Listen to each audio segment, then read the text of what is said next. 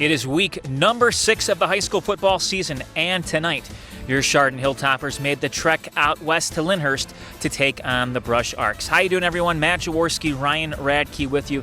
Ryan, the regular season finale is tonight as the 5-0 Hilltoppers are facing the 2-3 Brush Arcs, and I think for Chardon at this point in time, the message is kind of clear what they've got to do. They've already wrapped up the number 1 seed in Division III Region 9.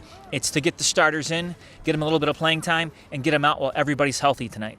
Yeah, first of all, it's weird to hear you say week 6 at the beginning and then the finale, but that's the regular season finale, and you're absolutely right. You want to make sure everyone stays healthy, but you do like this opportunity to get guys out there, get some reps, because you got an off week next week, so an opportunity to keep everyone sharp before not playing next week. We will certainly be talking more about the playoffs as this one goes on, but we couldn't be doing these games without our wonderful sponsors, and they include the Junction Auto family, also the Chardon Smile Center. Thanks going out to Precision Orthopedic Specialties. We also thank Hazen Contracting, Asphalt Paving, and Seal Coating. Thanks to our friends at Conic Law and Burr Funeral Home and Cremation Service.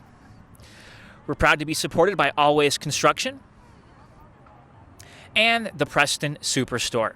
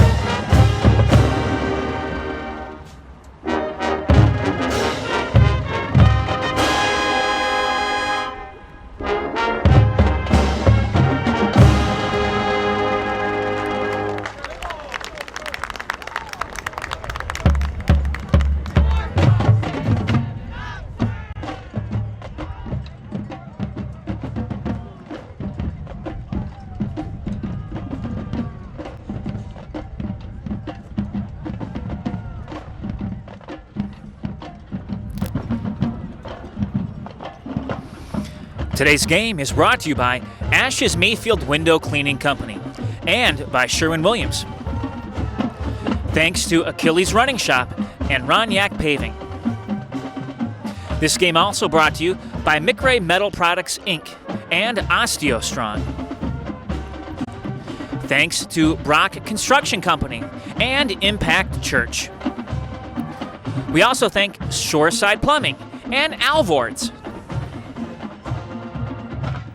And of course, we're happy to partner with our sponsor tonight too, the Chardon Hilltopper Gridiron Club.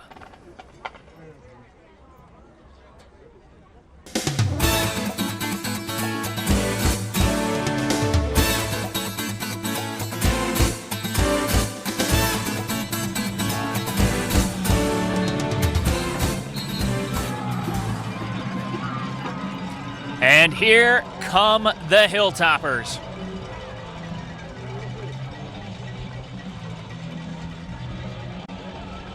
Ryan, a brisk night here at Korb Field in the low 50s right now, expected to dip down into the 40s, and boy, we hit the month of October and it is football weather. Yeah, fall came quickly. After taking its time to get here, fall has arrived, and it's going to be a chilly one tonight, but going to be a lot of fun down there for the Hilltoppers and the Arcs. You always like when the calendar kind of turns and it feels like fall and you're playing football. Well, for the Hilltoppers, they will be kicking off to start this game, and their MO, and we've talked about this all throughout the year, has been punishing defense and you just start to wear down the opponent.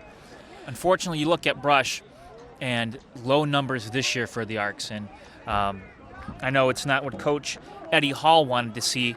Unfortunately, it is. I hate to use the phrase "it is what it is," but the numbers are the numbers in this sense. And after a couple successful runs, he's trying to get the numbers back up there again. Yeah, and so that's what the Arcs are looking to do. They're looking to get their program built up, and to wrap up the regular season here, they get to measure themselves against a tough Chardon team and kind of see what they got to put out there against the Hilltoppers. Well, for Chardon entering this game, they come off a big 35-14 win over Mayfield, and in that game, Chardon jumped out from the get-go. They actually had a 28-0 lead before the Wildcats scored just prior to halftime, and kind of took the momentum away from a running clock, if you will, but a big test that the Hilltoppers passed. And right now, this is a test too, because you don't want to see them have a letdown this week. No, absolutely not. You keep that foot on the gas. We talked about it in pregame briefly, Matt. You got an off week next week before the playoffs start, so a little bit different. So you want to make sure that you bring all that intensity tonight because you're not playing another game again for 2 weeks. A little bit of a short kick by Nathan Tager, going to be fielded by the return man across the 30, up near the 35, and that's where the Arcs will start things off tonight. Yeah, it looks like that was Hairston on the return for the Arcs, and good spot for Brush to start things out. You couldn't ask for a better way to open the kickoff. You get yourself at your own 35, you'll take that to get things started. You look at this Hilltopper defensive line, and it's been the big three with some help all year long, but those guys include Miles Mendenzun, who's going to Iowa State, Gavin Slythe, and Evan Gardner, and they really have controlled the tempo up front along the linebackers to do some special things. Yeah, and offensive lines has struggled to contain those three this year. Bad snap. QB has to fall on it, and it's a good thing he did because Gardner, just mentioned him, was right there. Yeah, snap was a bit low, rolled on the ground, and not the way you want to start against this Chardon defense tonight, going backwards right off the jump. Hilltoppers linebacker, and this is a linebacking core that Coach Mitch Hewitt has called an all-Ohio group. You have Blake Barker, Vince Ferrante, Cade McDevitt, and Christian Hall. Guys in the secondary tonight, we're going to see Trey Liebhart, Nathaniel Salka, Brady Toth, and Kevin Doyle. We'll get you set for the Arcs in just a minute here as it's 2nd down and 13. They're going to hand the ball off, and boy, not much going on that run for Brush. It's been a rough get-go for the Arcs. Yeah, and you saw it right away. We talked about those front three for the Hilltoppers, and they're in the backfield right away disrupting, and Brush has gone backwards twice so far on this drive to start the game.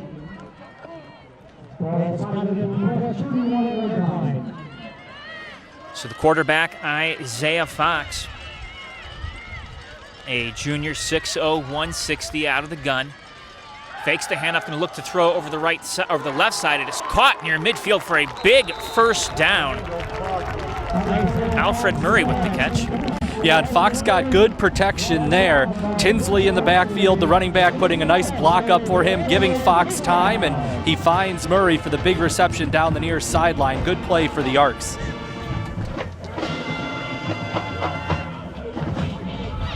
It will be 1st down and 10 from the Topper 48-yard line when Brush breaks this huddle. They'll send Jalen Richardson outside to the right. Again, a couple backs in the backfield for Brush, including Keontae Collier. They're going to hand the ball off to Collier, who picks up. Well, he may just get back to the line of scrimmage. Yeah, he got back to the line of scrimmage. That was about all he got. A lot of Hilltoppers in there. Saw a couple linebackers get in there to help make the stop, and at the line of scrimmage brings up 2nd and 10.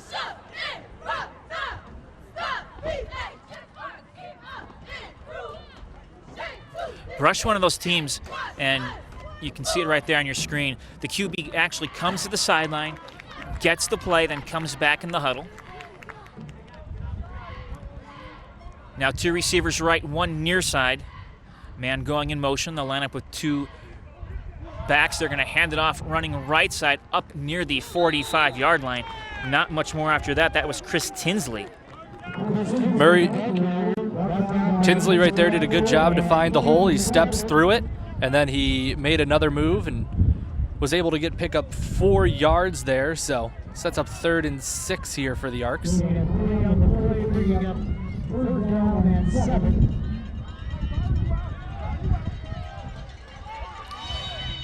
Third down and 7 clock running here. Just under the 9-minute mark. Appreciate you tuning in here to GTV for Hilltopper Football. Matt Jaworski and Ryan Radke with you. And how about that Brush forced to call a timeout here. Good time for us, though, to thank tonight's sponsors, or excuse me, our funding communities. Yeah, tonight's special Cablecast is funded by your cable subscriber franchise fees, and we'd like to again extend thanks to all the GTV funding communities, including those not funding tonight's contest for their year-round support. They are Burton Village, Chardon Township, the City of Chardon, Middlefield Village, and Munson Township. Thanks again for supporting GTV, and thanks to all our viewers for their support.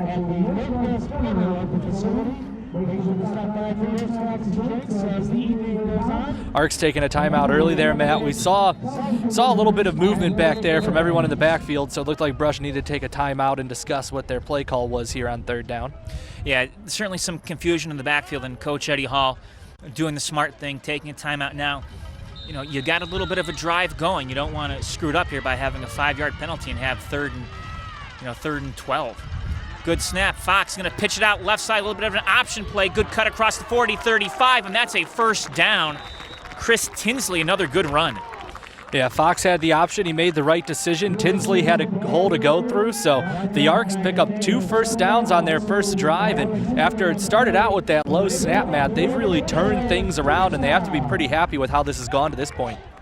Absolutely. They have the Hilltopper defense back on their heels, and we haven't seen this from the Hilltoppers essentially other than last week, where they were kind of playing a guessing game, if you will, as to what the Wildcats were going to do. But Brush right now has them a little bit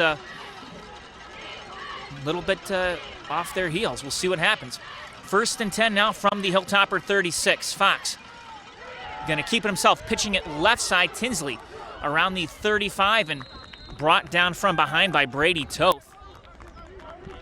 Well, Fox had the option again, and once again, Fox saw the field, saw the way the play was developing, and made the right choice, pitched it to Tinsley, and Tinsley had an open look there to the left side to pick up about 4 yards. So it looks like the Arcs are going to keep going with this option right now against the Hilltoppers as long as it keeps opening up plays like that.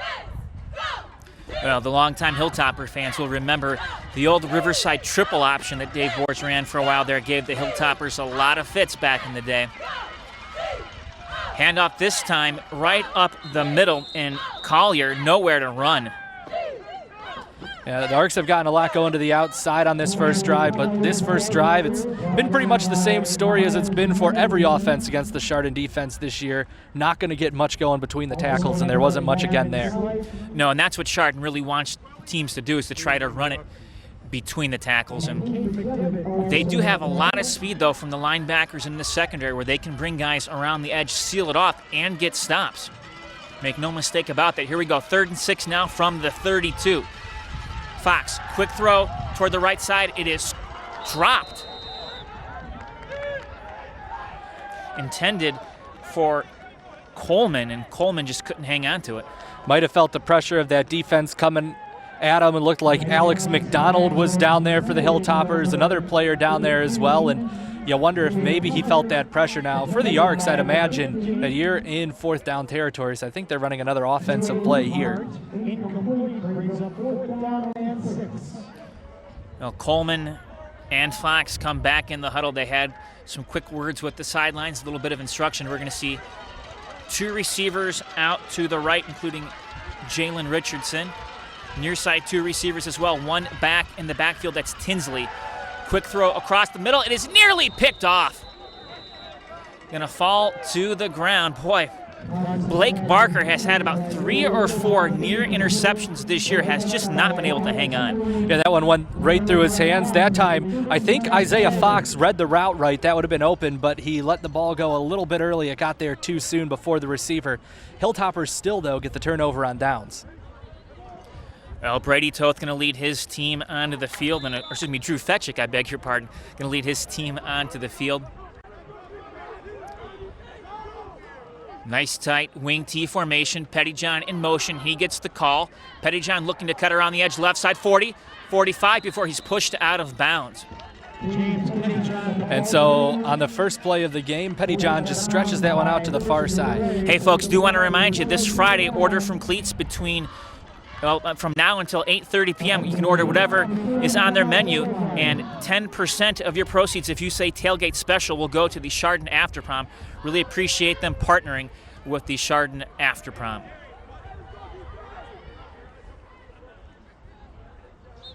Movement, question is who jumped? Looks like they're going to get offsides against the Arcs here.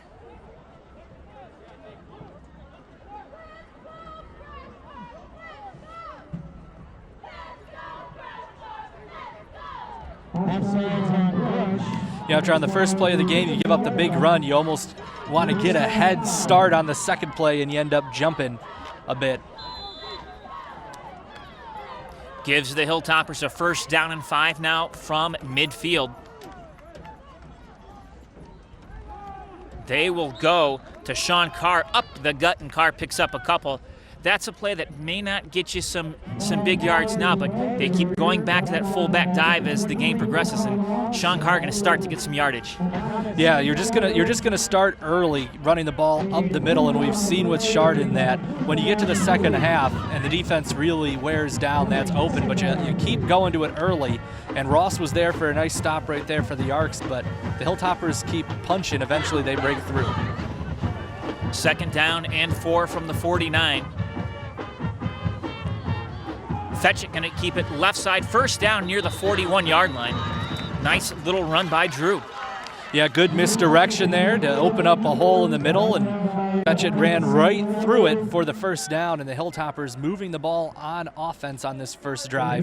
Kind of the start I think the Hilltoppers were expecting offensively today. Well, it's what you want to see them do. Have that success, Ryan.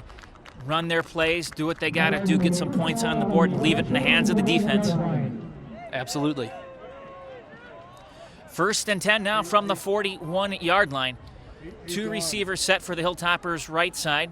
Man in motion, that's Pettyjohn, gets the call, coming around the end right side, 35-30. Nice move, 20, looking for a blocker, got a little bit of help, 10, good move inside the 5, down to the 3.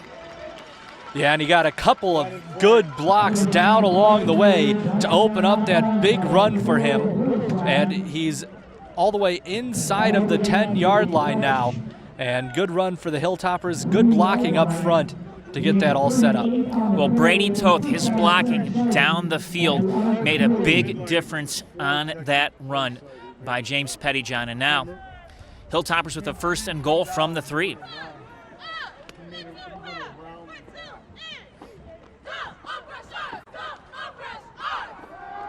Barker swings it out into the end zone. Touchdown, Toppers.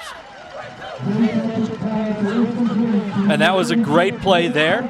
You go to Barker, first time he touches the ball on the drive, just a little pass into the flat, and Barker's able to take it into the end zone for a touchdown. So textbook drive for the Hilltoppers to start this game offensively.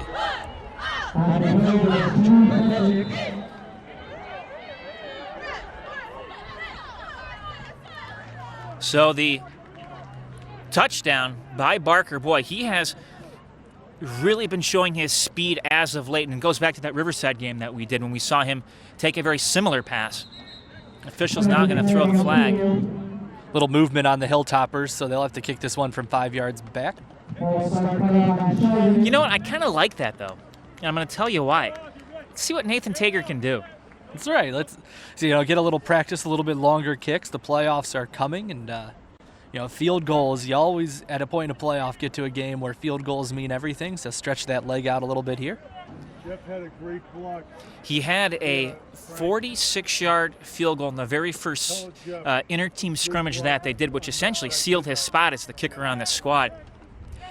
Unfortunately for Nathan, the way this offense is played, he hasn't had much opportunities to kick the field goal, so I got a feeling he likes this opportunity. A little bit of a longer PAT here. Kick is underway. It's longer, but you know what? The result stays the same. I mean, he had plenty of leg for that one. He could have kicked it from 10 yards further back. With 5:18 left to go, Hilltoppers take a 7-0 lead. Well, the Gridiron Club is seeking sponsorships for the playoffs, streamed and replayed on GTV. Contact Tim Semler at 440-487-3116 or Alex McDonald at 440-251-8214. Get in the game with Hilltopper football sponsorships.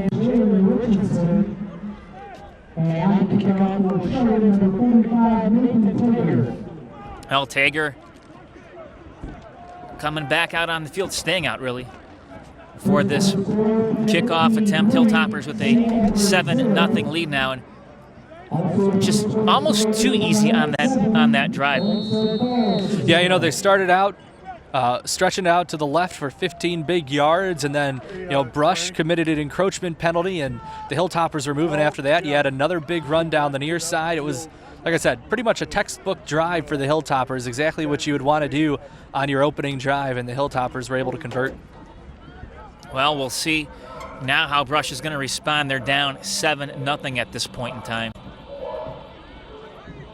So a bit of a shorter kick by Tager.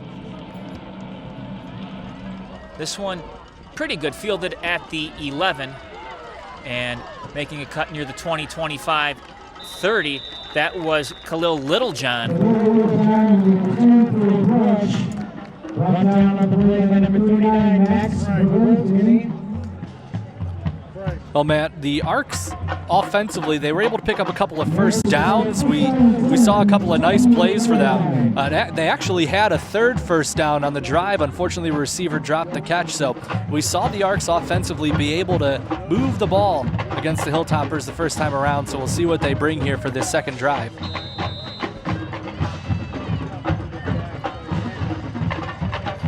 Arcs entered this game 2-3 on the year, looking to close it out on a positive note, but their opposition, your Hilltoppers, looking to go 6-0. Quick throw, and the ball is dropped. Wow, a lot of red jerseys over there, and you know, once again, it looked like maybe receiver heard some footsteps. Yeah, receiver might have heard some footsteps. You know, Richardson, you know, he didn't quite get that ball hitting him in stride. He had to stop a little bit. Sometimes it gets difficult when you got to stop your body to be able to come back and hold on to that pass as well.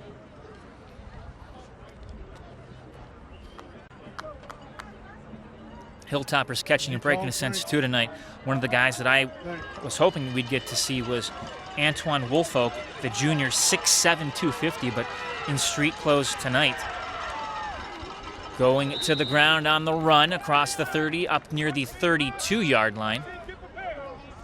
And once again, that's going to be Collier. 205-pound back, Collier, and he was able to get between those tackles, and he was able to pick up 4 or 5 yards. So, you know, outside of the first set when they were at 3rd and 14, Brush has always been at about 3rd and 5, 3rd and 6. You know, they've been in decent situations so far today on 3rd down, and they're in another one here. Coleman and Richardson now flanking out to the left side. No receivers on the right. Now we're seeing now a back move over. A little bit of a low snap. Fox going to take it. Isaiah Fox running right side. Not much going there. Maybe gained a yard on that run. Yeah, Fox had the option there, but he saw that Tinsley's route was a little bit backed up. He decided to take the hole himself and only got about a yard. So the Hilltopper defense able to get off the field, forcing a 3-and-out here and forcing the Arcs to punt.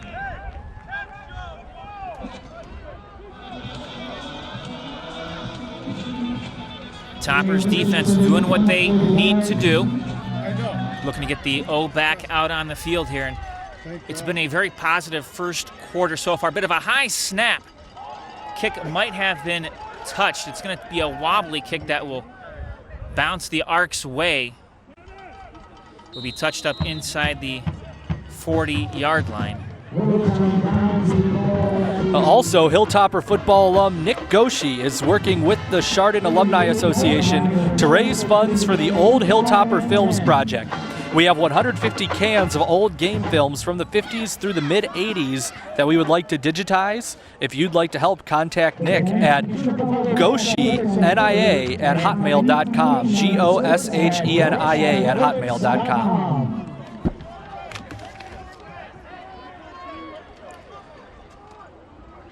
Out comes the offense, up 7-0, looking to add on here with 3:31 to go in the first quarter.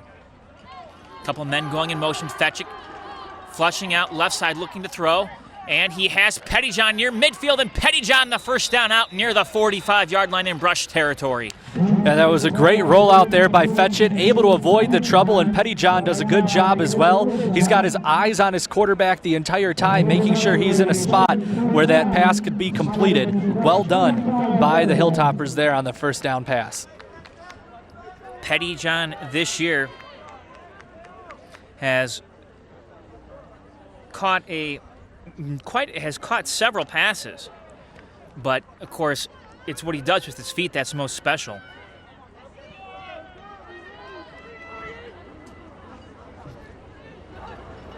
A little bit of movement, was waiting for that flag. Yeah, it's going to be against the Arcs again. That's their second offsides penalty already in this first quarter.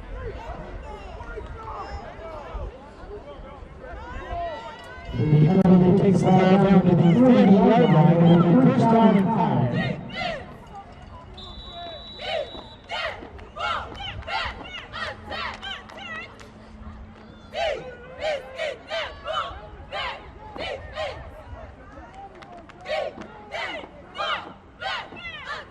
Toth gonna send a man in motion. They will hand it off. Good move by Pettyjohn again. He just has a knack to get to the outside, picks up another first down out near the 25-yard line. Well, Pettyjohn made sure he got around the block. A block was set for him there on the outside. He got around it, and once he was around that final block, there was nothing but open field in front of him, and you're absolutely right. He's got really good field vision. He could find that hole, he could find the outside, and he knows how to get to it and hit it.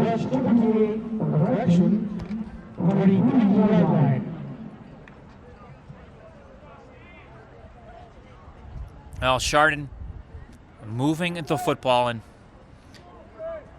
this Hilltopper team looking very confident right now, Ryan. Yeah, they're moving the ball with authority here. They look like they know exactly what they need to do. They know exactly what every play is, and they're just kind of running it to perfection right now. Gonna pass it this time. I about said they're getting ready to run it. Fetchick looking toward the end zone. It's up, and it is caught. Touchdown, Toppers! Well, I mean, Fetchick made the perfect throw there to get it into the receiver. He got it just between two defenders, Matt. He did a huge touchdown catch. I believe that was Alex McDonald, number 16. The Arcs did good work. That route was covered, but Fetchick was just able to make the perfect throw in there for the touchdown. Left guard, Jesse, the left tackle, stepping inside, and the 5 technique has C-gap. Tagger ready to add the point after here. Bit of a high snap, they bobble it, and they're going to have to eat that one. So 2:03 left to go. Hilltoppers up 13-0. Well, shout out to both schools' administrations for all the hard work that was done this summer. Chardon Superintendent Mike Hanlon, Assistant Superintendent Steve Kofel, and his crew's CHS Principal Doug Murray, his Assistant Principals Doug Hyam and Ryan Bandera, and of course Athletic Director Doug Snyder. All need to be thanked for their incredible effort. Absolutely, and you know, we've talked all season about what the Hilltoppers went through. Brush had it even worse. And the reason why I say that is the Cuyahoga County Health Board was initially not going to allow any of the high school football teams to play. And it came finally a decision from the state health board saying, nah, these kids can play. And it put Brush in a really bad position because at this point in time, most of the teams in the WRC, especially those who had played Brush early or had Brush early on the schedule, replaced the Arcs. So the Arcs had to scramble. Rob Atwood, their AD, a tremendous job somehow getting every single week filled on this schedule. And you have to credit Coach Eddie Hall, his assistants. Very short camp, if you will, for Brush, but they were able to play in week 1. Return will be brought near the 30-yard line, and that's where Isaiah Fox and company will be taking over. Yeah, second drive not as successful for the Arcs as the first. Now, they didn't score on the first one either, but they picked up a couple of first downs. Last time, they went 3 and out. That Hilltopper defense came up tough. So we'll see what the Arcs could bring here on their third drive of the game. Well, this Hilltopper defense allowed some yardage on the first possession, but they looked pretty solid in possession number 2. Some nice adjustments by Chardon. Let's see what they do here. Wow. When was the last time you saw that formation? It's been a second. Trying to figure out what to do. Fox looking to pitch it off. He does, but it's not going anywhere. Nathaniel Salka was helping in on that stop. I think Barker was in there as well. That took a long time to develop for the Arcs, and Salka and Barker were right there. And by the time Tinsley got the ball on the option, he just had nowhere to go but right into that wall. So the Arcs lose a couple on that. Yeah, by the way, that was 35, not 36. So that was Alex Henry helped make that stop.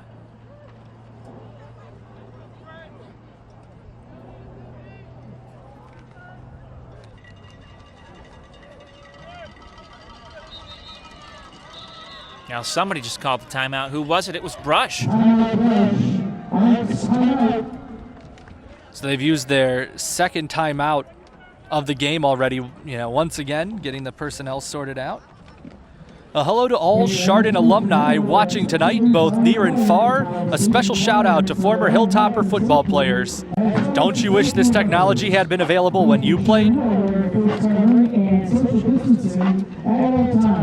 Well, you talk about that. It almost ties back to that films project, if you will. And you got to think, okay, how cool would it be if, when you played football back in the 50s or the 60s, to be able to see those games again and just relive a little bit of yesterday? I'm sure that would be a cool thing for people to get to see again, so that's why the project is so important, because, no one really has technology to play those films anymore. Those have to be digitized if you're ever going to unlock them again and see what's on the film. Yeah, it's amazing, too, that the films are still in good enough condition to do that as well. 2nd and 12, and the Toppers were thinking run, and they're stopping the run. Not much going there again. Boy, that Hilltopper defensive line getting up there and making some stops. Cade McDevitt in on that one. Yeah, absolutely. The Hilltoppers had 3 guys in the backfield nearly immediately, and there just wasn't very far for the Arcs to go after that. And the front line for the Arcs is having some issues with that defensive front for the Hilltoppers, but as we mentioned at the outset, a lot of offensive lines have had issues with the Hilltopper front line this year. Yeah, that may be an understatement too. 4 receivers set for Brush. Fox from the gun, looking to throw right side. Throws it just a little bit high of his intended target. Was looking for Marshawn Taylor. Taylor, 5'4", 140. Boy, if he was 5'7", he might have been able to bring that one down. Yeah, you know what, Matt? I was thinking the same thing. Fox got enough protection. He was able to make a throw. He made the right read. Unfortunately, just a little bit high for Taylor to pull in. Boy, think about that. How often are we talking about a 5'4"? He's listed technically as a running back, but you get a young man, varsity level, 5'4", playing offense. That's something. Yeah, he's a junior on the roster. Arcs will punt again. Fair catch called for. Fair catch made shy of the 45, and the Hilltoppers getting back to work after that solid fair catch call and make by McDevitt. So we'll see the Hilltopper offense come back to work again. Been a clinic so far offensively for the Hilltoppers on the first 2 drives. They've been able to move the ball down the field, done whatever they've wanted to do so far. And as we mentioned, keeping things going here as they have an off week next week before they start their playoffs. Well, Chardon will get 1 play, and then we're going to have the break between quarters here because the first quarter almost done. Fetchick from the gun, fakes the handoff, looking to throw. Down the right side, has a man open. The ball is caught. 35, 30, down to the 20. Carr making a move toward the end zone. Touchdown, Toppers! Ho! Sean Carr off his fingertips into the end zone. Yeah, I mean, Sean Carr had the step. He beat the cornerback. He was wide open coming down the sideline. He just had to make the catch, and from his fingertips, he pulled it in. That makes a great move at about the 10-yard line. Matt, once he picked up all that in the air, he said, I'm not going down, and he was able to make the move and get in for the touchdown. Folks, how often do you see a fullback do that? Not very often, Matt. No.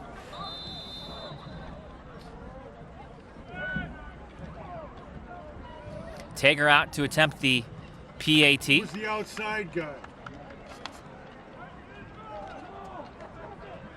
Good snap, good kick. It is up, and it is good. So we pause because the first quarter has come to an end. Hilltoppers up on top 20-0. This game brought to you by Junction Auto Family. Also by the Chardon Smile Center. Continue to thank our sponsors, including Precision Orthopedic Specialties and Hazen Contracting, asphalt paving, and seal coating. We also like to thank Conic Law, Burr Funeral Home and Cremation Service, Always Construction,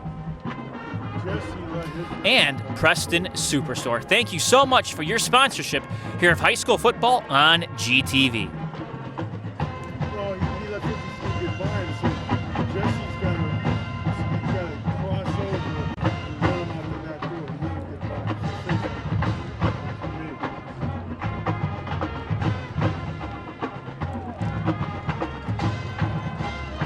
by. Welcome back, everyone. Matt Jaworski, Ryan Radke with you. Ryan, Hilltoppers making it look easy here in the first quarter. Yeah, definitely. And on that last play of the quarter, just a great play by Carr. Get a step on the defensive back. He's open down the sideline, and then your fullback reaches out, makes a great catch, and he makes a great move near the end of the run because he was not going to be denied the touchdown after making that big reception, and gets in the end zone for a touchdown. And the Hilltoppers up 3 scores as we start the second quarter. Think about this. Entering tonight, Fetchick had 4 touchdown passes on the year. 3 in the first quarter tonight. Been doing it through the air tonight as Fetchick. And I mean, all 3 plays were great plays, and it's something to show that Chardon does have that in their arsenal, and it's something else for defenses to think about as we head toward the playoffs. The bad block was by Jesse. Tager with a strong kick, going to be fielded around the 7-yard line by Richardson. And Richardson gets up near the 27. That's where Brush will take over.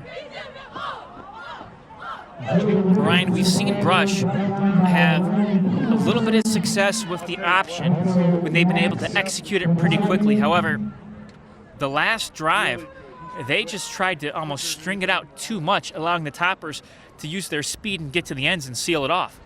On that first drive, the option was open for the Arcs. It kind of looked like on that last drive, maybe the Hilltoppers had made an adjustment and were ready to see that option, and just the Arcs, you're right, it seemed like it took forever to develop because nothing was developing for them. The Hilltoppers were ready for that defensively. Well, it hasn't helped Isaiah Fox that a number of his receivers have not been able to hang on to the ball either tonight. Yeah, Fox has made a couple of bullet throws. One would have been the third first down on their first drive of the game. You could have a completely different tone to this game if that catch is made, but Fake the handoff. They're going over the middle. Ball incomplete. Was looking for Khalil Littlejohn, but just thrown a little bit out of Littlejohn's reach. that ball there was overthrown. Doyle in coverage for the Hilltoppers with the nice play. Going to bring up a 2nd down and 10 from the 28. And boy, Brush just continues to get close. And you got to figure at some point in time, they're going to make the Hilltoppers pay by connecting on one of those plays. On 2nd down, they option it off, and the Toppers are right there. Just nowhere for Tinsley to go, and kind of what you mentioned at the start of the drive, Matt. There's an example of it there where maybe you wait a second too long. You might, when you go back and watch the film of that later, you might decide I'm just going to tuck it and dive forward here because you lost a couple yards, and Tinsley got the ball, and there was just nothing he could do. There was no options for Tinsley at that point once he had the ball. He received a very courteous hello from Miles Mendensoon. Why, that young man's going to Iowa State right there. Yeah, you mentioned Mendensoon. When we talk about guys throwing blocks upfield, he's thrown a number of them so far today for the Hilltoppers. Now 3rd down and 15. Fox looking to throw, thinking down the right sideline. A little bit of contact between Liebhart and Jalen Richardson, but I think it was so overthrown that official's going to say, don't even worry about it. Yeah, not sure if Richardson could have gotten there anyway, but there's definitely a tie-up down there, and the Arcs missed the spot. But you're right, Matt. I mean, Brush on a lot of these pass plays, they've been close. One of them, they're going to connect. Well, either that or the Hilltoppers going to make some adjustments and not make it close anymore. It's also a possibility. 4th and 15, and once again, Brush forced to punt the football. They've been doing that a lot early on, nearly blocked. Toppers will watch it bounce toward the sideline, and they will take over near midfield.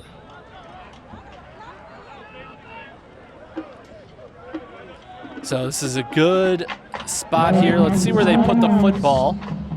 Yeah, you were right, near midfield. They're putting it at midfield, so good eyes on your part. Every once in a while, it's like a blind squirrel finding a nut. I'm right with something. Occasionally the announcers get it right, only occasionally.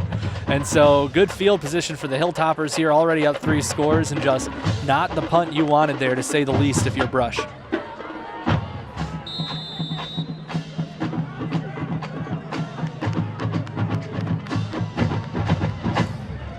Hilltoppers going to the ground game, left side, great run. Couple of good moves down near the 35 to the 30-yard line. And boy, oh boy, the Toppers moving the football that time. I believe that was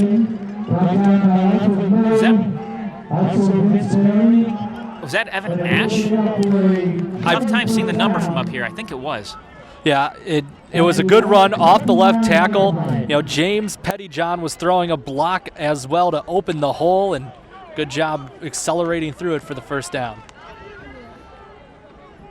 Yeah, sometimes these Toppers can even fake out the camera. Fetchick fakes the run, gonna throw it. Ball is caught. McDonald bulldozing guys toward the end zone. Touchdown! McDonald was just wide open there, dragging across the middle, Matt.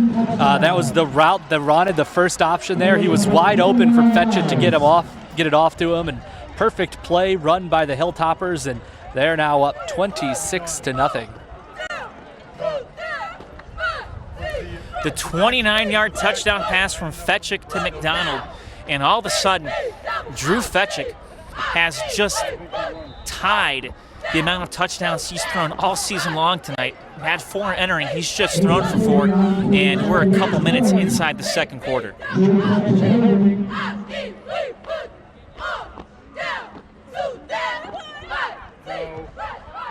Tager money on that PAT, and with 10:15 to go before halftime, it is Chardon 27 and Brush nothing. Well, GTV's on the internet. Watch GTV wherever you go, Florida, Columbus, or even Tuscaloosa. Streaming video of both channels available now at geaugatv.org. A lot of great stuff on the website. I'll tell you what, Tuscaloosa is a great city, but I think my favorite city in Florida, Matt, Apalachicola. Is it Tuscaloosa in Alabama? Is it? You're right, that's where Alabama plays. Yeah. I knew it was in the South. You were close. I was close. I knew it was in the South. Tuscaloosa is where Alabama plays. I only know a couple cities in Alabama. See what a season without the Big Ten has done to me? I haven't watched any college football. Totally thrown. It's coming back at the end of the month. We're getting very, very close very to that. close. I can't wait. Of course, I also can't wait for the playoffs, which are starting for Chardon in 2 weeks. Everyone else who doesn't have a bye begins next week. Correct. So there's a lot of games next week, but Hilltoppers, by the fact that they are the #1 seed, get that week off next week. And that is so huge because essentially throughout the regionals, they will be hosting whoever they play at home. We'll be talking, folks, more about that and really looking at some of the potentials, if you will, and how the region plays out as we're in the second half of this game. But needless to say, Hilltoppers, and I know Coach Hewitt he's talked about this region being so loaded, but Chardon caught our break in a sense where a couple of the big guns are on the bottom half of the bracket. We'll have to play one another and at least knock a few out before you start to get really down to that Elite Eight scenario. Yeah, it's a little bit of different look for the playoffs. Like you said, we'll talk about it more later, but I'm kind of excited to see how it plays out this way, Matt. This could be a cool new look to the playoff scheme, and maybe it's something they'll look at in the future as well after this. I hope not. You're not a fan? I love going to Joe Itel and living on Joe Itel essentially on Friday nights. True. Week 6, 7, 8, 9, and 10. It's just a lot of fun for me and for all the high school football junkies out there. Brush trying to run it up the gut. Nothing going there, boy. Collier just could not do anything. I feel bad for Keontae. I mean, he just had no help from the guys up front. No, absolutely nothing going up front for him, and it's just kind of, Chardon's defense, they're really tough to go up against, and the Arcs offensive line is not alone in struggling with that this year. Well, it is a stellar defensive line for Chardon, and they have helped make the linebacking core even more superior just with that play of the front three. Brush going to pass the ball. Fox has it up in the air, and it is intercepted by Liebhardt at the 35. Nice job by Troy. Fox has made a lot of good throws tonight that didn't get caught. That one got away from him a little bit. It was a little short and able to get in there and make the catch on the interception. So good work by the Hilltoppers to be at the right spot to get the turnover. And like I said, unfortunately for Fox, probably the first throw of the night he really wants back, and he pays for it. Now, Trey Liebhardt did a tremendous job of reading what the QB was going to do, was in coverage right there, and hung on to it, something that the secondary, realistically speaking, has had issues with. I don't want to pick on them, but they have dropped quite a few. But, boy, Liebhardt took care of it right there. Great to see. Up the middle, Sean Carr and the big man bulldozing his way up near the 44. Now there may be a fumble. Yeah, we're waiting late, but I think the discussion's going to be was the whistle already blown, I think. Well, Nick Fay came out of the pile with it. And they're giving it to the Arcs, so that's a turnover. So you go turnover to turnover, Matt, and Brush gets the ball back. Okay. It's no harm, no foul there for Brush as they get the ball back at about the same spot on the field that they would have been.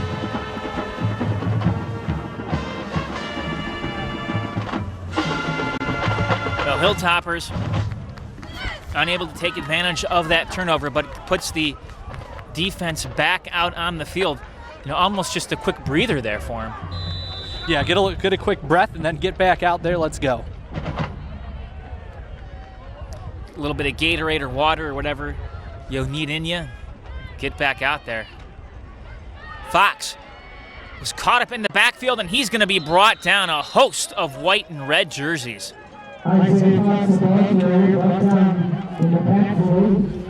Yeah, that's the first time we've seen Fox decide to keep it there and just nothing, loss of 4. Once again, Chardon all over that backfield. Will be 2nd down and 10 from the, check that.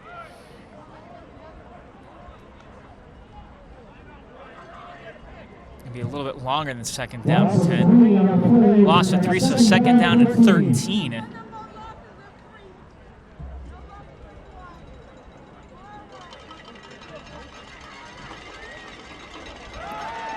Pass over the middle, well, not over the middle. Was to the left side, incomplete. Was looking again for Littlejohn. Looking for Littlejohn. Little didn't quite get to the spot where Littlejohn was. Littlejohn was well covered by the Hilltoppers as well on that. Stops the clock with 7:13 to go before halftime and brings us a 3rd down and long situation. And the way that these Arcs have been handling 3rd downs, Ryan, you just kind of feel that the 3rd and 13 is just not built for this, or this team's not built for a 3rd and 13 against this Topper defense. Now, early in the first quarter, they had a couple of 3rd and 5s, 3rd and 6, and we saw them convert a couple, but they've been behind the chains a lot on 3rd down of late. Fox looking left side, overthrows everybody. Boy, he has young man just got to start hitting guys. Yeah, that one was well overthrown there. And once again, looking for Littlejohn. They want to get Littlejohn involved, but the Arcs have not been able to get him the football yet tonight. Isaiah Fox is a junior, 6'0", 160, so he'll have another year to get better.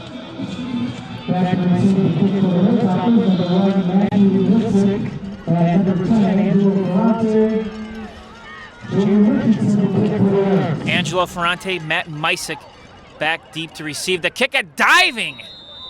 Woo!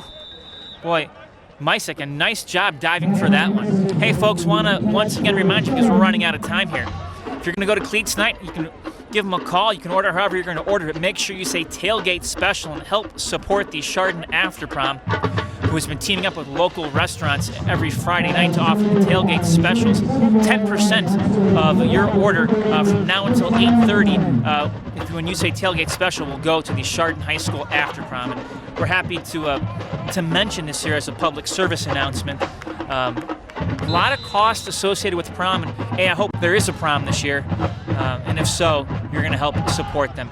Quick pitch, left side ball is caught behind the line of scrimmage, and Pettyjohn across the 45, well inside brush territory, down near the 41-yard line. Screen pass for Pettyjohn. He had room to run, pick up the first down before the Arcs brought him down. So that's a play that we see from the Hilltoppers a lot there, that little screen pass to Pettyjohn, and it's successful that time.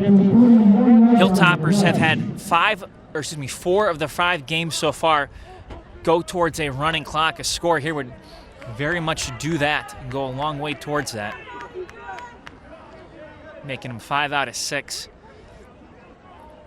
2 receivers to the left side for Fetchick. Now Pettyjohn coming in motion left side. Gets the call. Pettyjohn bouncing out to the right side. Running room 30. Down to the 20. Pettyjohn the 10. Touchdown Toppers! And you saw it from Pettyjohn again there. You mentioned it earlier in the game, Matt. He's so good at finding where the field's going to be open. That time he saw a block coming on the outside, so he bounced around it. And then once he gets around that corner, he's just got another level. And he hits the jets, and he speeds down that far sideline for a touchdown. And Hilltoppers offensively doing everything exactly the way they would want to do it tonight. Well, had the opportunity to touch base via email with Ross Banderi, the head coach of Mayfield, before last week's game, and he was talking a little bit about the brush game here as Nathan Tager prepares for this PAT.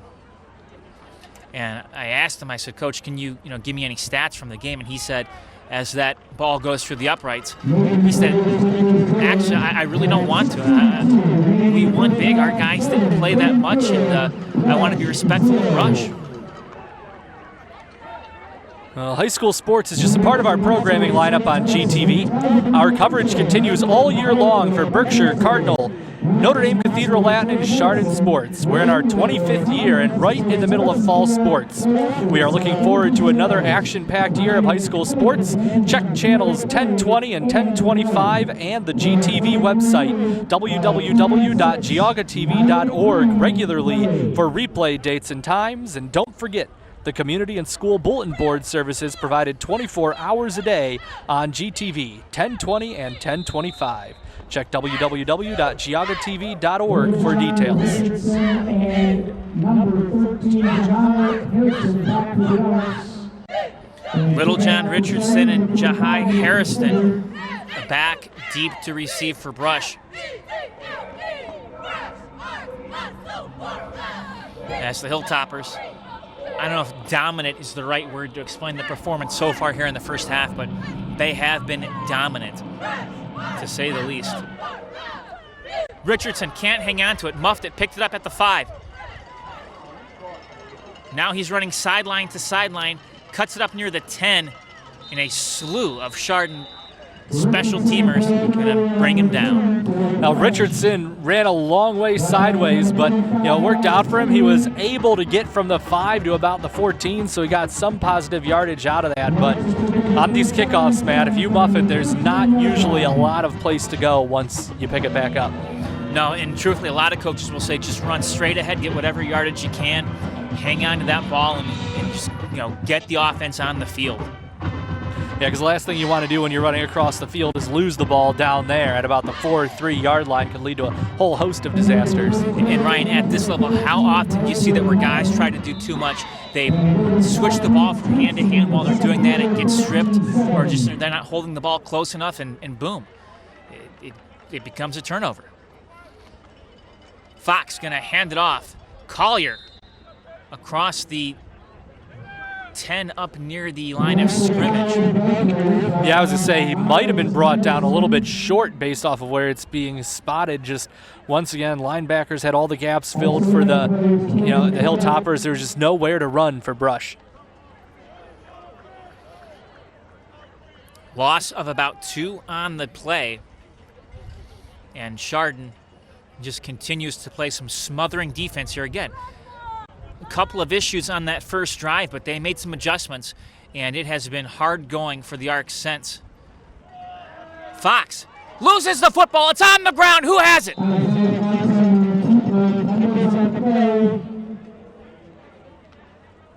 Hilltoppers get it back. Chardon able to fall on it there as Cade McDevitt able to pick up the loose ball, and that's an example where Fox might have made the decision to toss it off on the option a second too late, and that time, Matt, there was all kinds of trouble with a lot of Hilltoppers in the backfield. So the Hilltoppers will take over 1st and goal from the 8.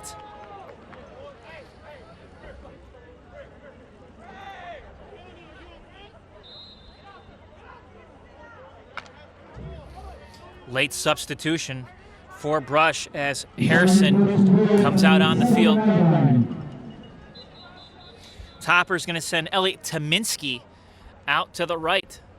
Starting to see some of the subs coming in here now for the Chardon offense. Fetchick, though, still in the game at QB. Bad snap, and he's just going to cover it up. Yeah, that one came in low and a bit to his left, and he had to reach down and couldn't quite pull it up. So he makes the smart decision there, Matt, just falls on it and lives for the next play.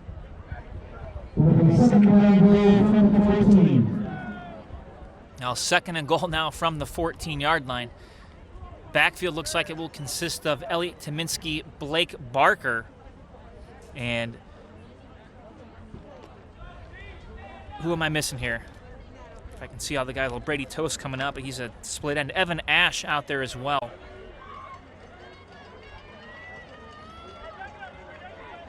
So perhaps the night is done for James Pettyjohn. They'll hand the ball off. It's fumbled. Ark's going to pick it up on the bounce. and heading toward the end zone. That's going to be 7. I think that's Jalen Richardson. It is. Touchdown, Arts. Wow. Yeah, the Hilltoppers lose the ball. That ball bounced right into Richardson's arms in stride, Matt. Doesn't happen very often, but that ball bounced into his arms in stride, and he was just able to take it all the way back to the house for the touchdown. And, you know, Brush needed a big play to get them back into this game, and they got one right there. Well, the Arcs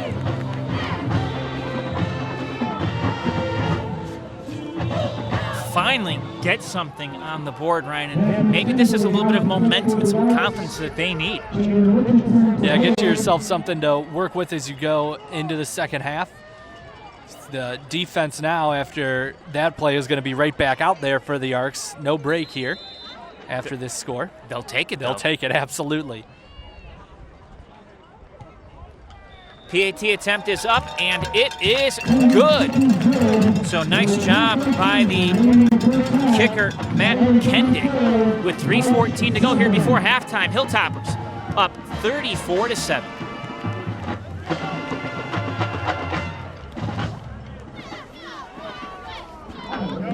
Well, please remember, nonprofit organizations from our funding communities can send us their announcements of interest at GTV, P.O. Box 336 Chardon, fax us at 285-9897, or email us at geaugatv@windstream.net. Well, for the first time tonight, we're going to see the Hilltopper return unit out on the field. I should say kickoff return unit. We've seen the punt unit a number of times. That was a nice boost there for these Arcs players down there on the field to get that bounce go their way. And, you know, with all the missed passes with all the passes they just missed, all the things that could have been big completions they missed tonight, good to get one of those balls to bounce your way, and you end up in the end zone for a touchdown. Well, it's not a true round ball like a basketball or a baseball. When you have I don't even know how to describe the shape of the football, but you know, it does funny things on those bounces. Toppers going to be starting just shy of the 30-yard line. Nice little return that time by Angelo Ferrante.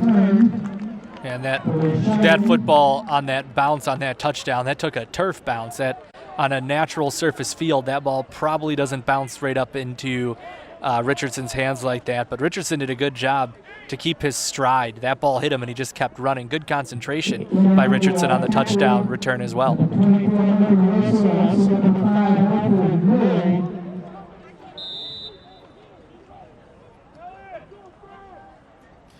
Fetchit going to bring the play out. Pettyjohn, Carr, and Tominski, the running backs. Nathaniel Salka into the game as a tight end. And movement. Back him up 5. Boy, somebody didn't know the snap. Yeah, false start there against the Hilltoppers, and we saw a couple of encroachments early by the Arcs. This time the Hilltoppers get whistled for the false start, but you talked about at the start of the last drive, Matt, we're starting to mix in some of the other guys, so maybe just a little bit of confusion on the snap count there. Well, this, though, is not what you want to see from this Chardon offense. Sloppy drives as you near the end of the first half, because truth be told, we may not see these guys again until the playoffs, once this half is over. And you want to see them ended on a strong, positive note. Pettyjohn gets the call, and Pettyjohn going to check that. That was Evan Ash with the call, and Ash up near the 35. And that was Marshawn Taylor. We talked about him earlier when he was out there to make a catch. 5'4", 140, but he does a good job there to stay with the back and drag him down. Nice open field tackle by Taylor for the Arcs.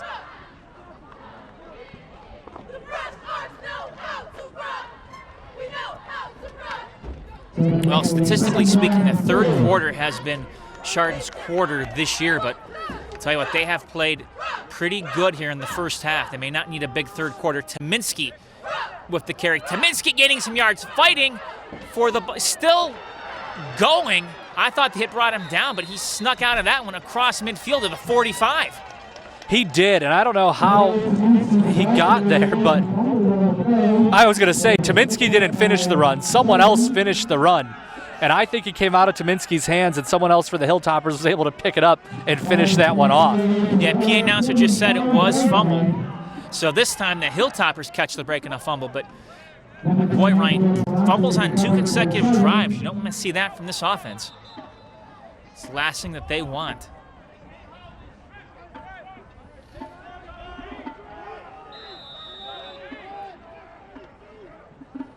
Fetchik from the gun sends Tominski in motion, going to keep it himself, cutting and on his feet, spinning around down near the 30.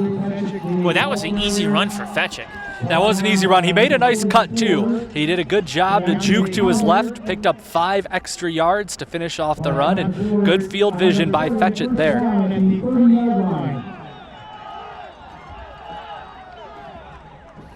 Clock running under 2 minutes to go here, or just about under 2 minutes to go. Now under 2 minutes officially before halftime. Toppers will go back to the run and pick up some hard-earned yards on the ground. That's Fetchik. Yeah, Fetchik keeping it again, so that's about 20 yards on the last 2 QB keepers for Fetchik back-to-back, and picks up about 5. Well, you have to think, Ryan, that the Toppers would love to get a touchdown here and start the second half with a running clock.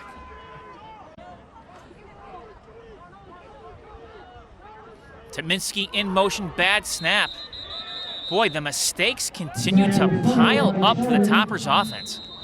And Mitch Hewitt has had enough. He's calling a timeout. He is upset, and I can't blame him. I was going to say, it's unusual to see this from the Hilltoppers here, but it does kind of look like with the big lead getting close to the half map, maybe they've lost a little bit of their focus, so I'd imagine that's why a timeout is being taken here. You can follow GTV with Twitter for all the latest replay news and other important information. Join GTV on Twitter, and you'll have all the latest. The handle GTV replays. And great place for a lot of information.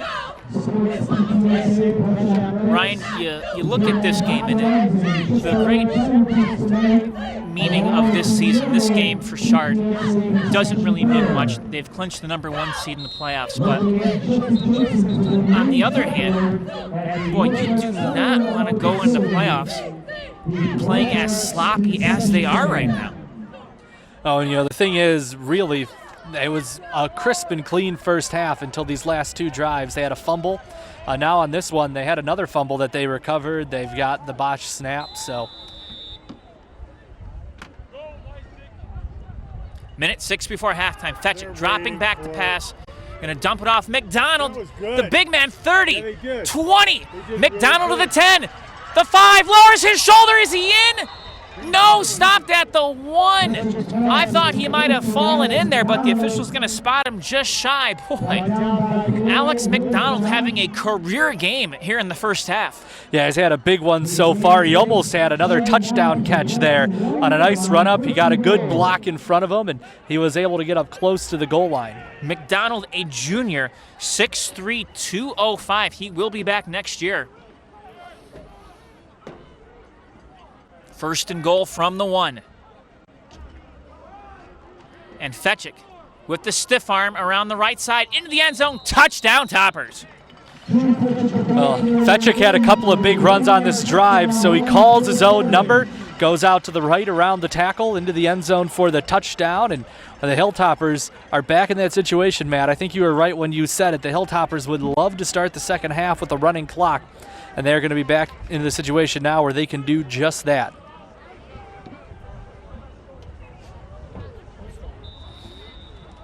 Well, the Toppers have thrown the football an awful lot tonight, but they have been very successful in doing so, and it's going to really give their opponents come round 2 of the playoffs something to think about when they look at this game film tonight.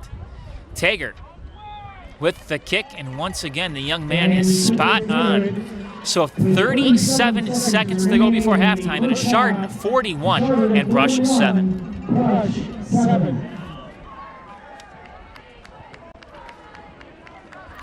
Well, GTV has an email service that will send you GTV replay information. Just go to our website, www.geaugatv.org, and sign up. When we set our schedule, you'll be the first to know. It's easy and informative, so sign up now. Second quarter score, Chardon Falls 13, West Geauga 7. Well, after that timeout, the Toppers executed 2 plays flawlessly. So it's good to see Coach Hewitt able to get those guys back in focus.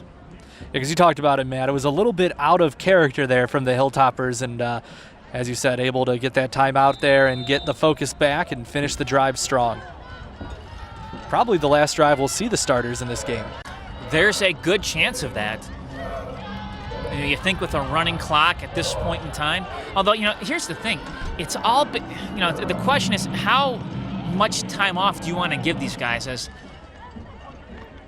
ball fielded at the 10-yard line for the 15-20, a little bit of dancing around, and Jalen Richardson up near the 22. But if they had a game next week, I have no doubt in my mind these guys would not play the second half. But on the other hand, with a bye week coming up, maybe now the way that they played to close out those last couple drives, Mitch Hewitt brings them back out for a couple of drives in the third quarter just to enforce a few things, make sure they stay focused. Yeah, that'll be a difficult decision because you got 2 things in your mind. Number one, we don't play a game for 2 weeks, and then the other thing you would think of, well, what's really the difference if we do one more drive in this game 2 weeks for the next one? I mean, it'll be up to coach to decide what he wants to do with them in the second half. Fox fakes the handoff. He has some time, and now he's stopped in the backfield. Toppers bringing the heat and getting the big stop. Cooper Felger getting some playing time, and that's how this half ends, on the sack right there by Felger.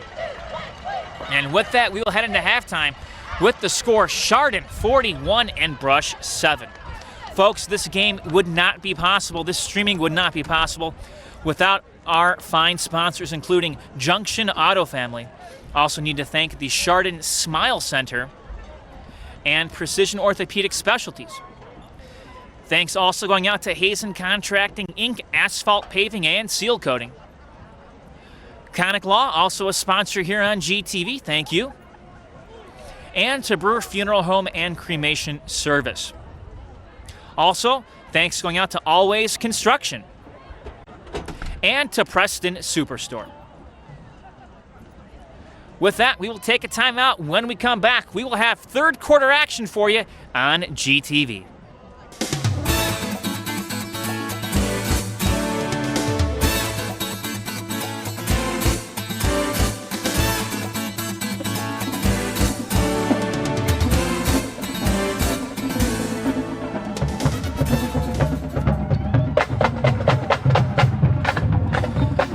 High school football on GTV is brought to you by Ash's Mayfield Window Cleaning Company and by Sherwin-Williams. We also like to thank Atlas Running Shop and Roniak Paving. Thanks going out to OsteoStrong and McRae Metal Products. Our sponsors tonight also include Impact Church and Brock Construction Company. We also thank Alvord's Yard and Garden Equipment and Shoreside Plumbing.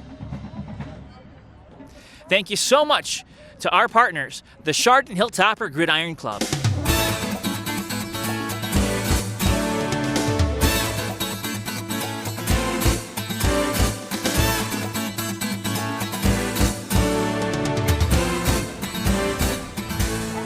Welcome back, everyone. GTV, Matt Jaworski, Ryan Radke with you. Ryan, solid first half by the Hilltoppers. We begin this third quarter with Chardon up 41-7. I don't want to say it was a great first half because it was pretty sloppy to close out the second quarter. Yeah, things were going very well for them for the most part, and then they had that fumble that turned into a touchdown, and the next drive started out really sloppily as well, but after a timeout, they were able to get things worked out for the finish. Rocco Perico takes the kickoff across the 35, down inside the we'll say the 38, 39 yard line. We'll see where they spot this one. Here comes the big question: who's going to be coming out on the field to pilot the Hilltoppers?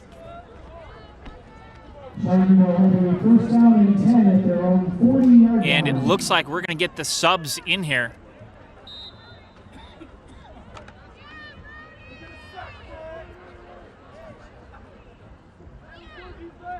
So Alex Henry now in at QB. Henry sends Tominski in motion, hands off Elliot Tominski right side.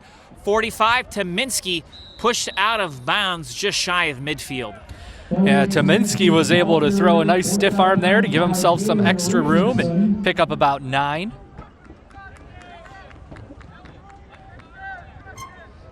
Well, that's what the Hilltoppers want to do. Just A, the clock's running, but B, with your second offense, just continue to pick up some yards here, because these kids, while they have gotten some playing time, remember too, they're trying to impress the coaches for next year. Absolutely. Show the coaches what you got. Give them an idea of what they'll get when they give you the ball on Friday night in the future. Henry from the gun, going to keep himself running right side. A little bit of running room, picks up the first down out near the 44. Good misdirection there, faking the handoff, and then Henry just followed the block and was able to pick up a first down. Now, Hilltoppers, we saw a very dominant defense in this game, and the offense not quite as dominant, but they were impressive, especially the passing game tonight. And now it's going to be up to the number 2 unit, and they're going back to the ground again. The Hilltoppers give it to the fullback, who makes his way across the 40 down near the 38-yard line. Able to dive ahead for a pickup of 7, and you get the second unit out here, Matt, but 3 big plays to start the drive for the Hilltoppers.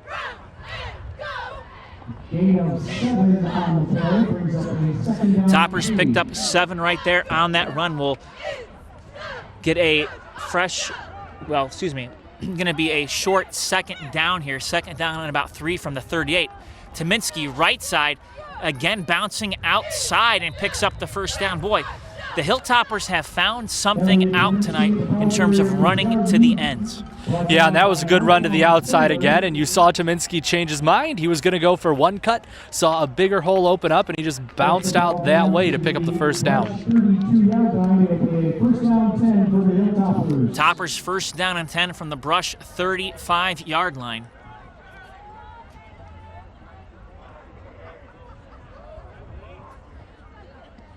Henry under center. Perico gets the call. Perico spinning around and brought down near the 30-yard line. So he's still able to stretch it out and pick up a couple of positive yards there. And you talked about the Hilltoppers, found something on the outside. We saw them throw the ball a little more often than usual in the first half. So we've seen a bit of a different look from the Hilltoppers on offense tonight. Rocco Perico, the junior, 5'11", 180. Frank. Henry from the gun. We'll give it to Tominski. Tominski makes a cut, but then he's going to be stopped near the line of scrimmage. Boy, big number 75, Fred Johnson. 6'5", 310 in on that stop. Yeah, Tominski was trying to find a hole to open up, but Johnson just kept coming, and he was able to get in the backfield and make the stop. No gain on the play. Will bring up a third down situation. Third and about that. We'll say 6 or 7 on this one. Frank. Scoreboard says 6 to me. It looks more like a 7. I'm with you on that, Matt. Great play-by-play, great color commentary there, my friend. Monty, right? Exactly. QB going to keep himself. Henry up near the 35-yard line. I wonder, actually, how many of the younger kids nowadays get that Monty reference right there. I mean, I would hope in this area that everyone is still watching that movie, but you never know. I guess they might not get it at all. I actually have a coworker who's my age who has never seen Christmas Story. And they're from Cleveland? Yeah, whole life. That's a shock. I mean, I know. That movie's on a 24-hour loop every year at Christmas. Well, Toppers on a loop here, going for it on a 4th down. Tominski gets the first down and more. Out. No, still on his feet. Tominski toward the end zone. He will not get in, but boy, I thought he was going to be down, and he just somehow continued to move that pile, able to get out of it. Yeah, he was dragging tacklers, and he got all the way down there just short of the goal line before he was brought down.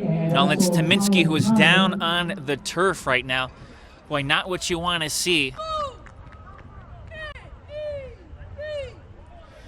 Ryan, you look at what this Hilltopper team has done to this point in the season, and they have had some good games where the offense has not really come alive until this 3rd quarter. And despite that, as this season has progressed, Mitch Hewitt has been able to get these guys to play crisper and better as they've played better teams.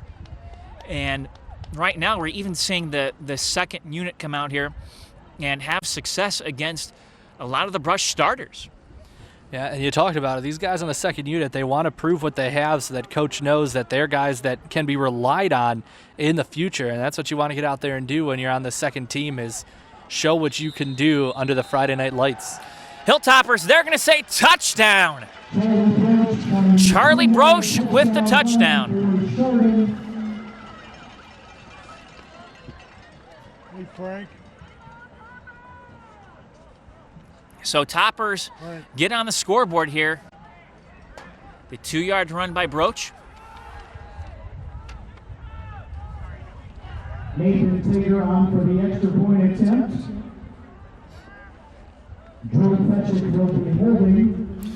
Boy, Nathan working hard tonight. This is his 7th attempt. 5 of 6 up to this point, but that miss was not his fault. He didn't even get a chance to kick it. It was a bad snap. Tell you what, though, folks, when he does get the chance to kick a field goal, the kid is money. Or excuse me, a PAT, the kid's money. With 4:50 or so to play here in this 3rd quarter, it is Chardon 48 and Brush 7. Well, the Gridiron Club is seeking sponsorships for the playoffs, streamed and replayed on GTV. Contact Tim Semler at 440-487-3116 or Alex McDonald at 440-251-8214. Get in the game with Hilltopper football sponsorships. Serving Cuyahoga County since 1905. And he has a big split. He should lower his split.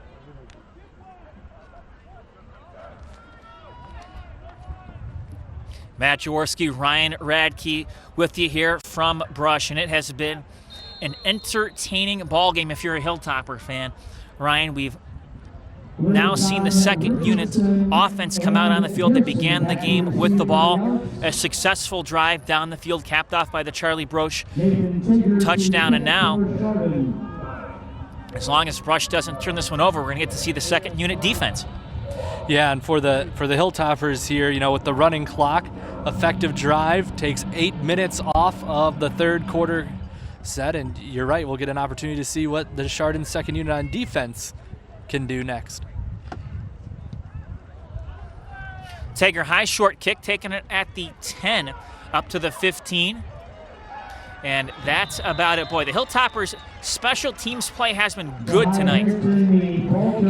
It really has. All the way back on their first return, the Arcs got out to the 35, and they really haven't gotten close to theirs since. That special teams play by the Hilltoppers has been so good in coverage.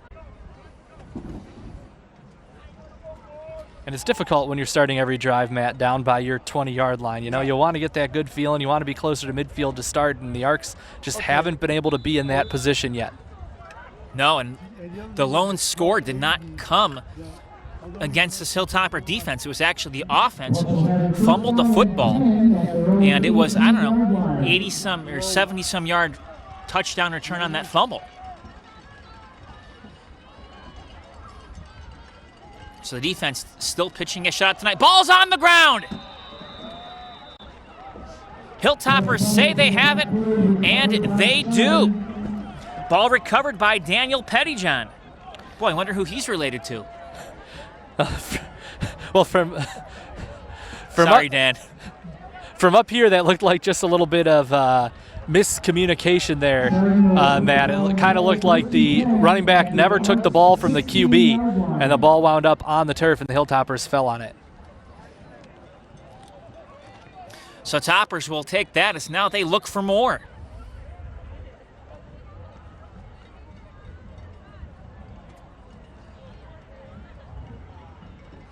Hilltoppers going to be taking their time, letting that clock run.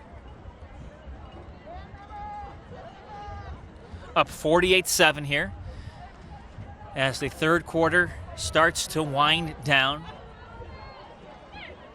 Love this running clock, though. It makes it a little bit easier for us, and the Hilltoppers will likely go against them.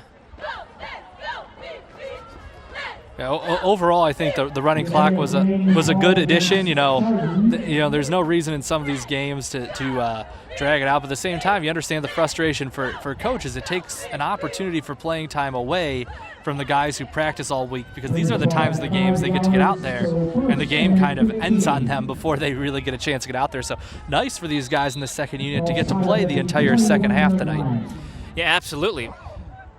Seeing a lot of the offense. Nice play, nice one play by the defense. I was saying the defense made a big play. They got off the field. They did their job. Henry from under center will hand the ball off, bouncing around right side and getting up near the 15-yard line. That was Perico. Tackled by number 20, Christian Ray. Promise you folks that we talk a little bit about the playoffs. That'll be coming up here in the fourth quarter, so stick around for that. Brought down at the 16-yard line. We get a chance to see how Matt and I differ in opinion on this format this year and how we feel about it. So Yeah. It is what it is this year, Brian. But I just, for me, there's something special about the point system because it really forces you to play good teams during the regular season, and that's what I like to see is good matchups. We finished 3 quarters of play. Hilltoppers up 48-7. And with that, we want to once again thank our sponsors because we could not bring you this coverage without them. They include the Junction Auto Family, the Chardon Smile Center. Also, thanks going out to Precision Orthopedic Specialties. And we thank Hazen Contracting, Inc., asphalt paving and seal coating. Also, Conic Law, Burr Funeral Home and Cremation Service, Always Construction, and Preston Superstore.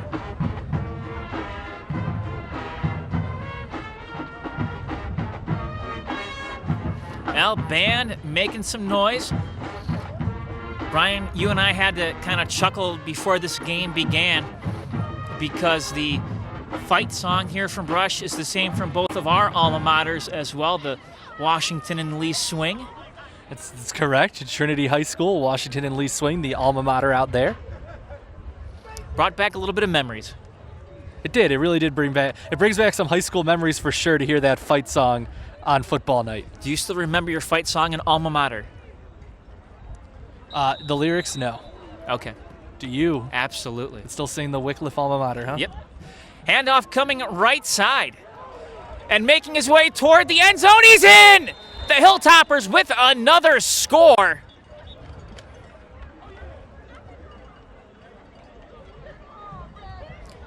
Take that off the field. Yep, Flag back at the down. 14.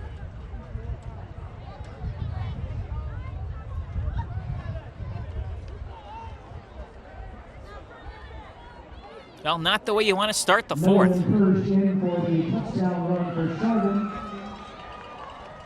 And it is a hold against the Hilltoppers. The flag was in that area where you had a feeling that's where it was, Matt, and that was the call. Yeah, I didn't even see that flag come out.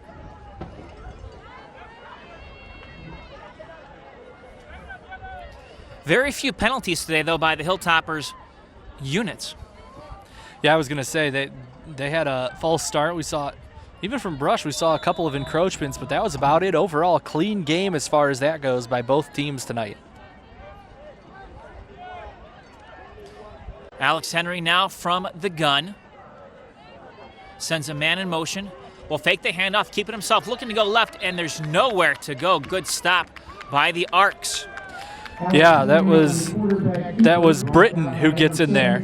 Also in there to make the stop. Nice play. We'll bring up a long third down for Chardon.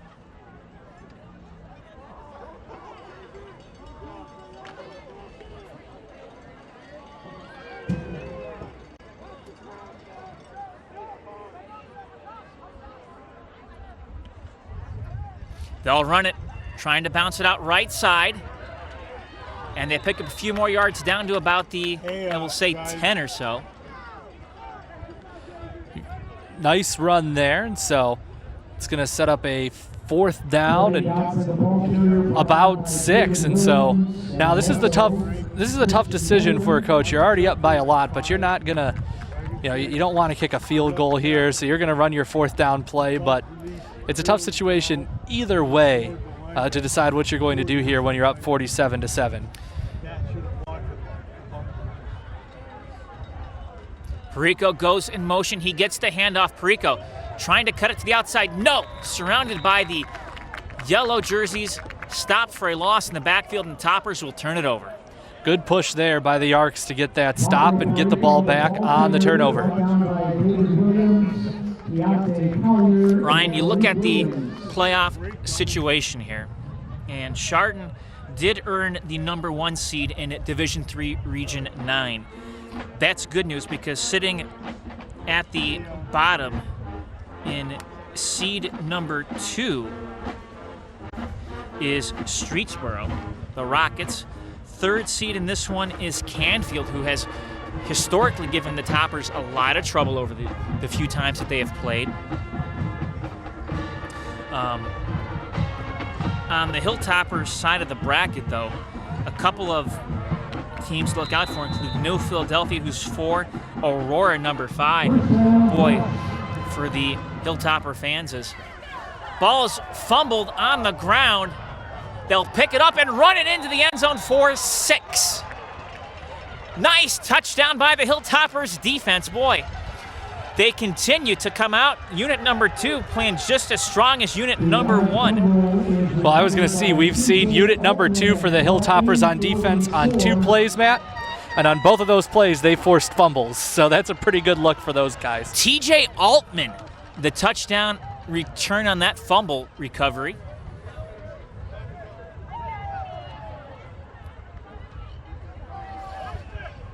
And not like the Toppers are trying to run up the score, but when the ball's right there, you got to make that play.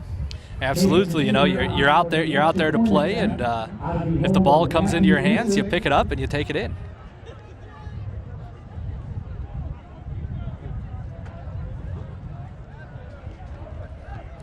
PAT is up, and it is good. So with about 7:20 left to play, Toppers up 55-7. Well, the Gridiron Club is seeking sponsorships for the playoffs, streamed and replayed on GTV.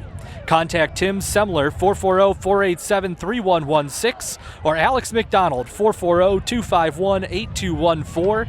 Get in the game with Hilltopper football sponsorships. Toppers do have a bye next week, and they will face the winner of Akron, Buchtel, and Warren Howland. Although, like on that Joker, they had a great double. Not maybe the year those two schools are used to, but historically those are two schools with good football programs. Yeah, it's going to be interesting to see who comes out of that one. Other games on this side, on the Chardon side of the bracket, will include Geneva hosting Painesville Harvey, and then Hubbard hosting Alliance. So the winner of, it'll likely be Hubbard versus, I'd like to think, Geneva. With all due respect to Harvey and Alliance, they've had some rough seasons, both of those teams. But then, of course, you have the winner of that game would likely face, as that ball goes beyond the return man, Toppers racing down the field. And Brush once again starting in some bad field position. Yeah, Hairston was going to try the scoop and run, Matt, and he just never was able to scoop up the ball. It rolled past him and ends up inside the 10-yard line to start this drive for the Arcs now. Yeah. First down, Brush, 5:30 and counting here in this final quarter.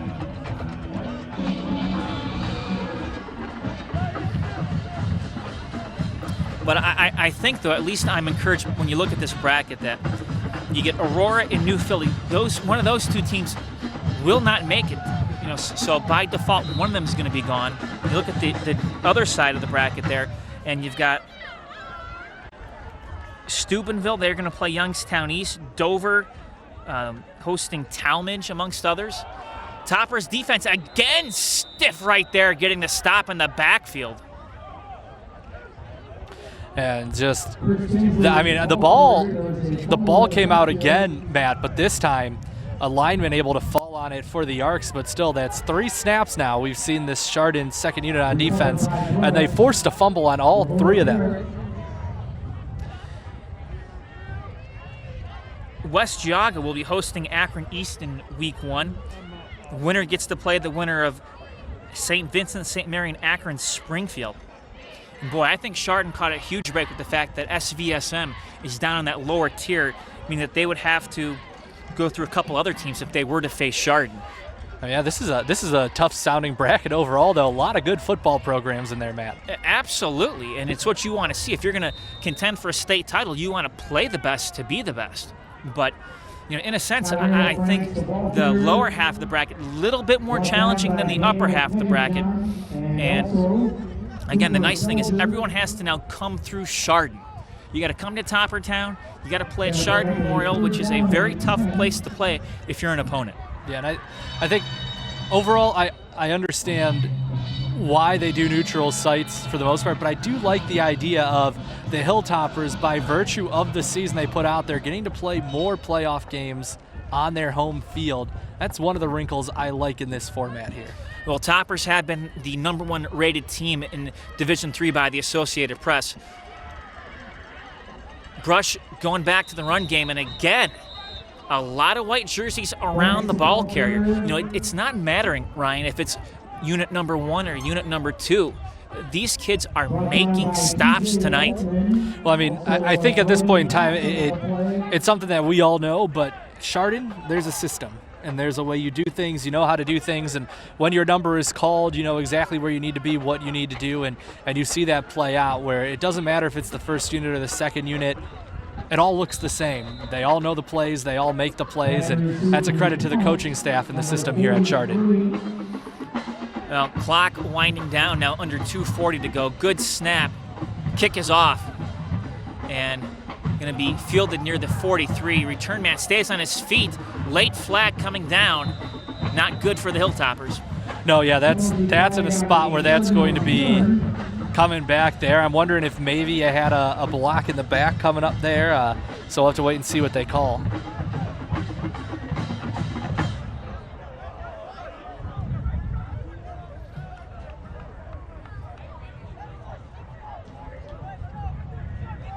Going to be a holding against Chardon.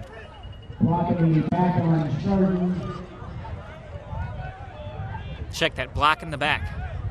Yeah, I thought out of the corner of my eye, I thought I saw that. And then after I saw that, I saw the flag come out, and you said it. Not a good flag for Chardon, and you were right. It's send them back there. Well, clock continues to run. Likely maybe 1 or 2 more snaps for the Hilltoppers as they will improve to 6-0 on the year. And it was a great regular season for the Hilltoppers. Hard to believe the regular season's already over, but the Hilltoppers, they got out there, Matt. They took care of business, and as we've already talked about, got themselves that #1 overall seed and the bye week next week for the first week of the playoffs.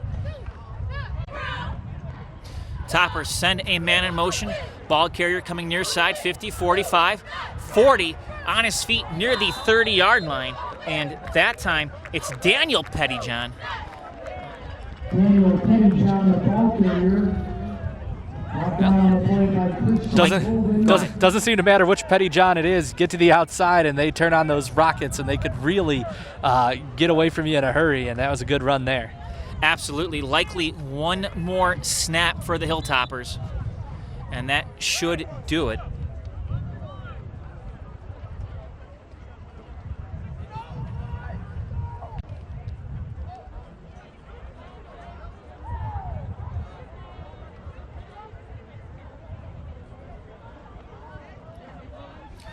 Chardon will take a knee, and that's how this one ends. Final score tonight is Hilltoppers 55 and Arcs 7.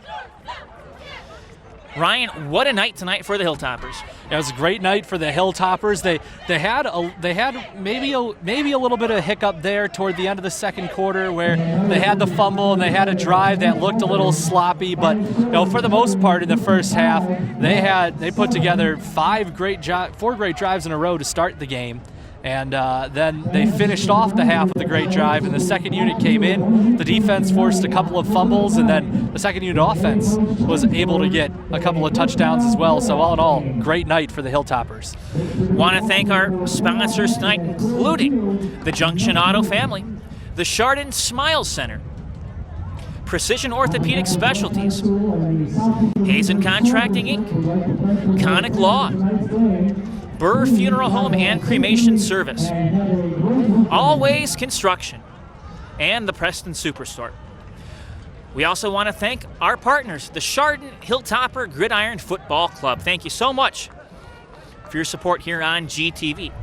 We also could not do it without the following sponsors as well, and they include Sherwin-Williams, Ashes Mayfield Window Cleaning, Achilles Running Shop, Roniak Paving, McRae Metal Products, Inc., OsteoStrong, Impact Church, and Brock Construction Company. Also want to thank Alvord's Yard and Garden Equipment and Shoreside Plumbing. Appreciate all their sponsorship and support here on GTV. We look forward to seeing you in week number 2 of the high school football playoffs. Hilltoppers get a week off to rest, get some practice in, and get back to as close as they can be to 100%. Want to thank our camera man tonight, Chris Graw, also to Spencer, our director, Brian Foster, executive producer, Dave Jevnikar, and for my partner, Ryan Radke. I am Matt Jaworski. On behalf of all the rest, we'd like to wish you all the best, Chardon. We'll see you come playoff time.